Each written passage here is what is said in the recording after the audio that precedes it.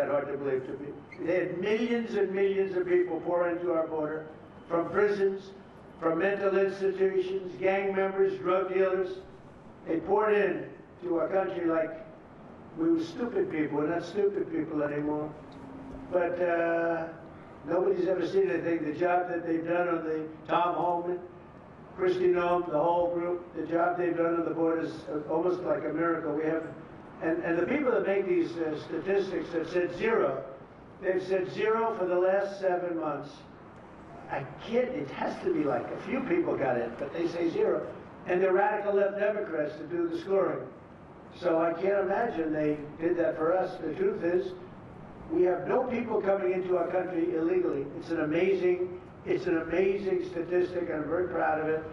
And we have the most people working in the United States today, by far, than we ever had in the history of our country. So those are all good numbers.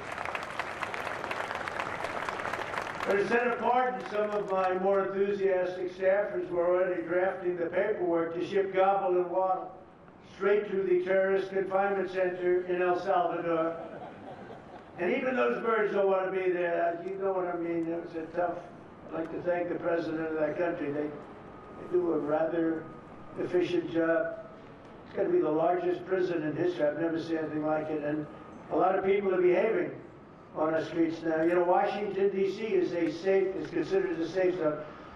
This was one of our most unsafe places anywhere in the United States. It is now considered a totally safe city.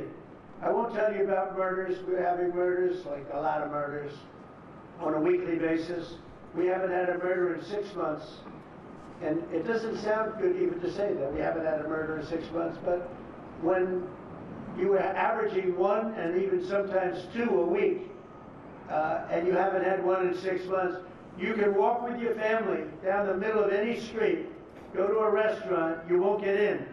They're opening new restaurants all over, and it's really been a beautiful thing to see. So Washington, D.C. is now a totally safe city, and a year ago it was a criminal mess. We removed, Pam, 1,700 people, career criminals, and people that came to this city from Venezuela and many other places. They were let out of prisons, and they came here. They were Tren de Aragua, a lot of Tren de Aragua, that's from Venezuela. And we got them all the hell out of our country, or they're in prisons now. And you can walk down any street in Washington, and you're going to be just fine. And I want to thank the National Guard. I want to thank Pete Hegseth. The job you've done here is incredible. And I hear you having the same kind of success in Memphis, Tennessee. We had an even worse situation. And Memphis crime is down 64% in 3 weeks. And by the time you have 4 or 5 weeks, you're going to have it down almost where there won't be crime. And we could do that in Chicago, by the way, if they would let us. If the mayor was a low IQ person, but he should understand this. This is a very serious thing. You saw all the crime that took place last night, the night before. The woman with the burning, they burned the woman. They'll be talking about that now. They burned this beautiful woman riding in a train. A man was arrested 72 times. 72 times, think of that. And they'll let him out again. The liberal judges will let him out again. But we're ready to go. You know, we've been moving toward Chicago. We have a governor that thinks it's wonderful that only like 7 people were killed this week.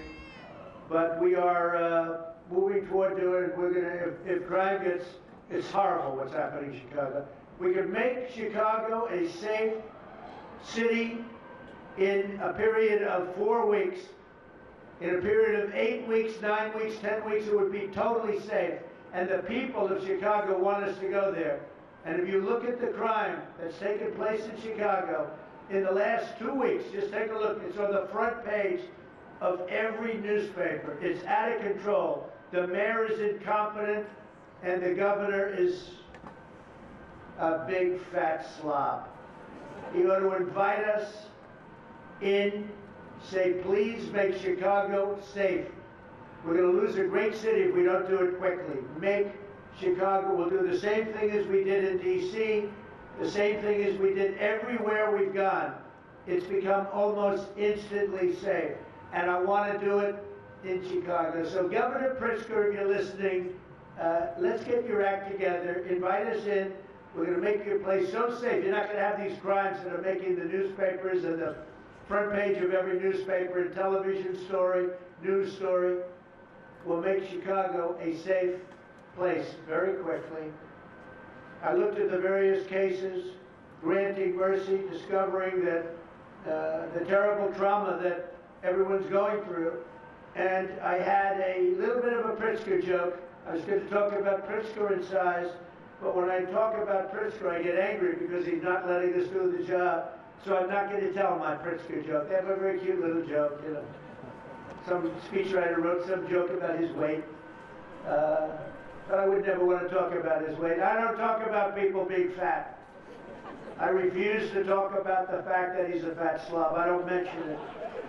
On a more serious note, as we gather around the dinner table, I'd like to lose a few pounds too, by the way. And I'm not going to lose it on Thanksgiving, I can tell you that. Because I'm going to have a turkey, but it's not going to be that one.